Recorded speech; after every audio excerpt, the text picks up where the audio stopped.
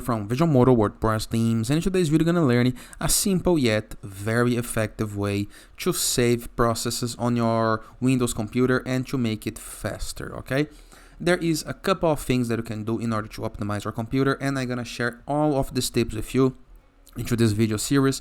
But before I can continue, please take a moment to hit the subscribe button, like this video and share this content with a friend of yours. I have no idea how much that helps us, okay? After this, go to your initialize panel, okay, and right here into the search option we're gonna type task, just like this. The guy that we're looking for, it's the task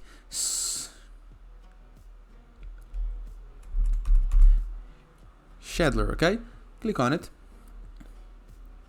Now go to the task scheduler library, go to Microsoft, Windows.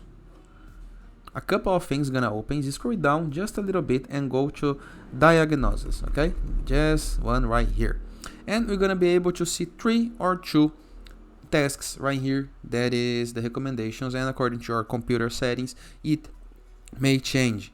Right click with the right button of your mouse over the first one and disable. Click with the right button of your mouse over the second one and disable. If you see a third option right here, do the same process. Click with the right button of your mouse and disable.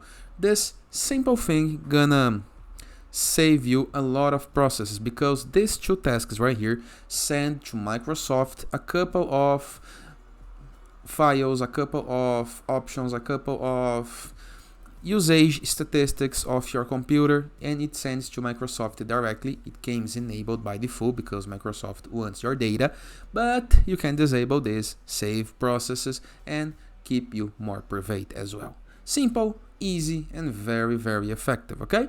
Hope you guys enjoyed this video. Feel free to use the comment section below in the case that you have any question, and don't forget to check out the visualmodo.com portfolio of amazing WordPress themes to build your site. And I see you guys tomorrow. All the best.